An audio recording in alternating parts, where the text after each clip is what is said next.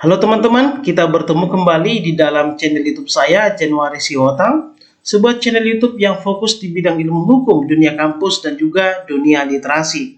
Kali ini saya masih membagikan inspirasi judul skripsi di bidang ilmu hukum kepada teman-teman, dan ini sudah memasuki bagian atau part yang ke-12. Kita langsung saja ke judul yang pertama, ini di bagian hukum perdata. Judulnya adalah kekuatan hukum hasil tes DNA terhadap status anak di luar nikah yang tidak diakui oleh ayah biologisnya dalam perspektif hukum perdata. Kalau kita berbicara mengenai anak, maka salah satu yang sering menjadi permasalahan adalah status anak di luar kawin. Status anak di luar kawin ini implikasinya tidak hanya ke dalam status dia, tetapi juga dalam hal pewarisan dan segala macam. Anak luar kawin sendiri itu dapat dibagi atas dua, yaitu ada anak zina, yaitu anak yang lahir karena perzinahan. Yang kedua adalah anak sumbang, yaitu anak yang lahir dari perkawinan yang dilarang oleh undang-undang. Jika kita melihat di dalam KUH Perdata bahwa ketika ada seorang anak yang lahir di luar perkawinan, maka tanggung jawab dan hak asuh ada pada ibu ataupun keluarga ibunya. Tetapi kemudian pada tahun 2010 dalam putusan Mahkamah Konstitusi nomor 46 tahun 2010 mengatakan bahwa jika ada seorang anak yang lahir di luar pernikahan, maka tanggung jawab tidak hanya lagi kepada ibu atau kepada keluarga ibu, tetapi juga harus kepada ayah biologisnya, walaupun itu statusnya di luar pernikahan. Nah, bagaimana caranya membuktikan bahwa dia adalah sebagai ayah biologisnya? Nah, itulah gunanya teknologi dan Mahkamah Konstitusi sudah mengatur itu. Salah satu teknologi yang sering digunakan untuk membuktikan eksistensi daripada seorang anak di luar nikah adalah tes DNA. Nah, untuk meneliti inilah kemudian kita buat dua rumusan masalah. Yang pertama adalah apa konsekuensi terhadap lelaki yang terbukti sebagai ayah biologis dari seorang anak luar kawin. Saya katakan tadi, kalau sebelumnya di KUH Perdata bahwa tanggung jawab tersebut tidak ada, namun setelah putusan Mahkamah Konstitusi, kalau sudah terbukti bahwa dialah sebagai ayah biologisnya, maka kemudian dia harus bertanggung jawab untuk menafkahi si anak. Itu yang pertama. Kemudian rumusan masalah yang kedua, bagaimana kedudukan hukum hasil tes DNA untuk menentukan asal-usul seorang anak. Jadi, karena putusan Mahkamah Konstitusi sudah mengatur apakah seseorang itu merupakan ayah biologis atau tidak dapat dibuktikan dengan ilmu pengetahuan atau teknologi, maka tes DNA tersebut memiliki kedudukan hukum yang sangat kuat. Kita masuk yang kedua, ini judulnya di bagian hukum pidana. Judulnya adalah tinjauan yuridis terhadap tindak pidana penyalahgunaan narkotika oleh anggota Kepolisian Republik Indonesia. Nah, selain korupsi teman-teman, salah satu extraordinary crime adalah narkotika atau narkoba. Tentu penyalahgunaan narkoba itu bisa dilakukan oleh masyarakat biasa dan bisa juga dilakukan oleh aparat penegak hukum. Salah satunya adalah anggota Kepolisian Republik Indonesia. Sesungguhnya penegakan hukum terhadap penyalahgunaan narkotika baik yang dilakukan oleh polisi ataupun di luar polisi itu sama saja. Cuma karena polisi itu terikat dengan yang namanya kode etik, apalagi dia adalah sebagai seorang penegak hukum, ada perbedaan di dalam prosesnya. Nah, bagaimana perbedaan prosesnya dan bagaimana implikasinya, itulah yang bisa Anda teliti di dalam judul ini dengan dua rumusan masalah. Yang pertama adalah bagaimana aturan hukum penyalahgunaan narkotika yang berlaku di Indonesia. Ini bisa Anda teliti di Undang-Undang Narkotika dan juga di dalam KUHP. Ini sangat mudah saya rasa. Kemudian yang kedua, apakah proses hukum oknum anggota Kepolisian Negara Republik Indonesia yang terlibat dalam narkotika sama dengan masyarakat pada umumnya?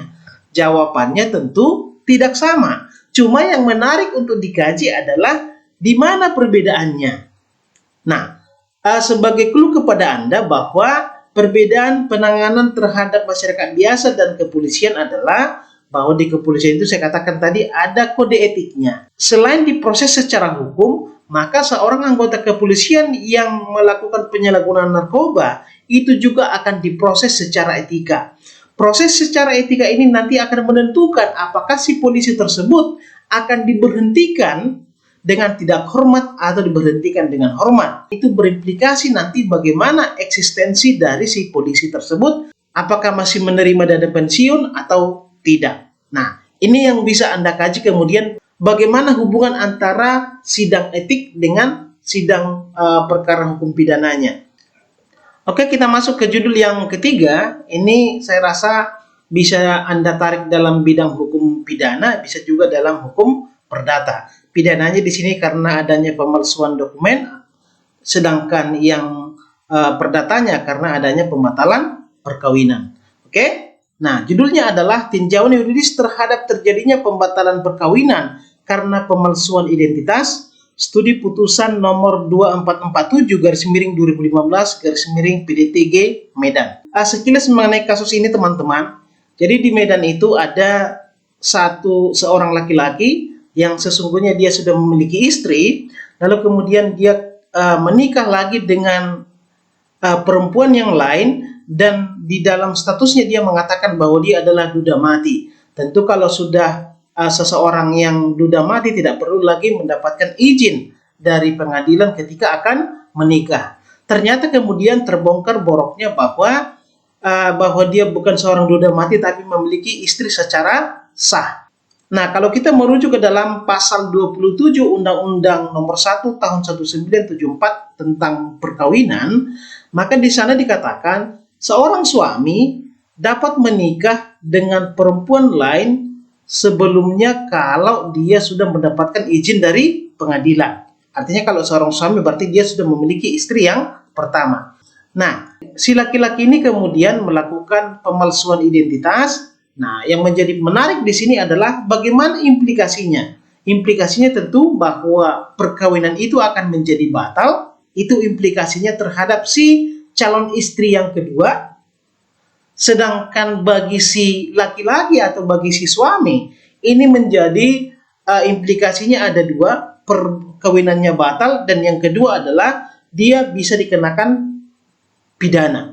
Karena dia sudah melakukan pemalsuan dokumen yang merugikan berbagai pihak. Nah, untuk meneliti ini Anda bisa membuat dua rumusan masalah. Yang pertama, apa saja faktor yang menyebabkan batalnya suatu perkawinan pada putusan tersebut, nanti bisa Anda cari putusannya. Kemudian rumusan masalah yang kedua, apakah pembatalan perkawinan dalam putusan tersebut telah sesuai atau tidak dengan undang-undang perkawinan dan kompilasi hukum Islam. Sekarang kita masuk ke judul yang keempat, ini masih di dalam bidang hukum pidana. Judulnya adalah tinjauan yuridis terhadap perbuatan melawan hukum material berfungsi positif dan berfungsi negatif dalam tindak pidana korupsi. Jadi sekilas teman-teman, bahwa perbuatan melawan hukum dalam segi material itu bisa dibagi dua, yaitu berfungsi positif dan berfungsi negatif. Kalau dikatakan berfungsi positif berarti ada satu perbuatan atau tindakan sebenarnya dia belum memenuhi delik pidana, cuma karena dianggap mencederai rasa keadilan, maka kemudian dia dipidana.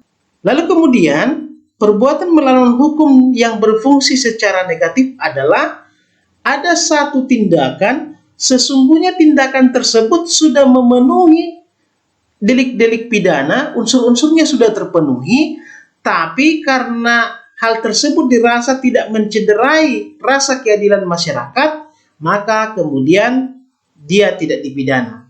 Nah, ini bisa saja terjadi dalam kehidupan kita. Misalnya ada seseorang sudah melakukan korupsi misalnya, sebenarnya dari segi hukum pidana bahwa dia sudah memenuhi unsur-unsurnya, tetapi karena dia mengembalikan korupsinya tersebut, uang korupsinya tersebut, maka dia tidak dipidana. Nah, bagaimana ini di dalam pemberantasan korupsi?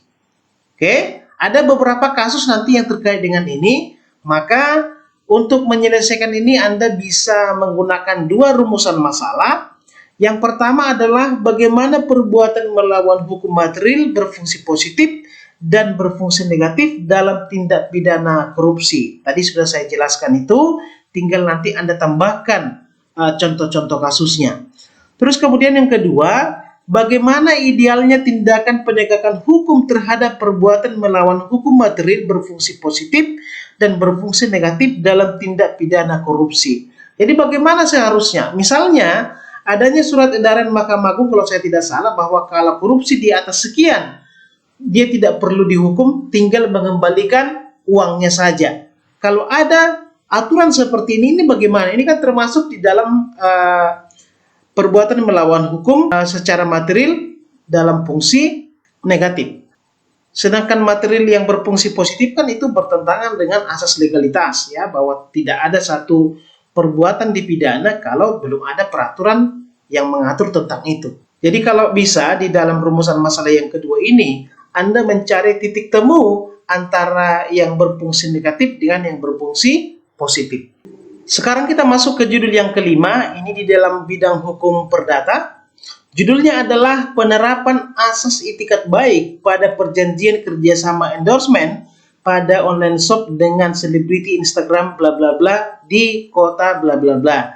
Jadi kalau untuk meneliti ini, paling tidak Anda mengenal satu selebriti yang pernah bermasalah dengan pemegang produk ketika akan mengendorse satu produk tersebut.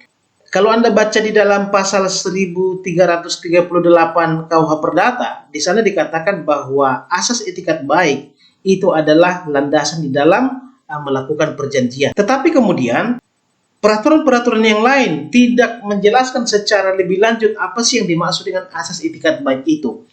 Tidak ada alat ukur di dalam melihat apakah seseorang itu di dalam melakukan perjanjian memiliki itikat baik atau tidak. Nah, misalnya ada satu artis ataupun kalau sekarang dikatakan selebgram akan mempromosikan satu produk. Tetapi kemudian pada suatu waktu ternyata ada permasalahan di antara kedua belah pihak. Misalnya, ketika akan mempromosikan satu produk, ternyata si selebgram itu memiliki masalah. Otomatis kalau dia memiliki masalah akan berpengaruh terhadap produk-produk yang dia endorse. Padahal sebelumnya dia tidak memikirkan bahwa hal tersebut akan terjadi. Atau kemudian ada seseorang yang memiliki produk lalu di endorse oleh seorang artis. Ternyata produk yang di endorse oleh artis tersebut tidak sesuai dengan yang diharapkan atau ada masalah lah di dalamnya. Ini bagaimana? Nah, untuk menyelesaikan ini maka kemudian ada dua rumusan masalah yang bisa Anda gunakan. Yang pertama, bagaimana penerapan asas etikat baik pada perjanjian kerjasama endorsement pada online shop dengan selebriti Instagram di bla bla bla bla. Jadi sebenarnya penerapan etikat baik itu di mana? Misalnya kalau dalam hal gaji dan segala macam, saya rasa itu sudah diatur atau ditulis dengan jelas di dalam perjanjian. Tapi kalau aspek-aspek seperti yang tadi itu seperti apa? Oke. Kemudian yang kedua, bagaimana mekanisme penyelesaian permasalahan perjanjian kerjasama endorsement pada online shop dengan selebriti Instagram di bla bla bla bla. Nah, kalau seperti ini biasanya memang ada proses mediasi lah ya antara si artis dengan si pemilik produk. Kalau memang tidak bisa lagi dimediasi, tentu akan berakhir di pengadilan. Nah, yang menarik dalam judul ini adalah bahwa ini merupakan satu fakta yang sering terjadi di masyarakat kita sekarang di tengah glorifikasi daripada media sosial, tidak lagi sebagai sarana untuk berkomunikasi dengan yang lain, tetapi juga menjadi salah satu media untuk mempromosikan produk-produk ataupun barang dagangan. Oke, saya rasa demikian. Semoga judul-judul ini bermanfaat bagi Anda. Terima kasih.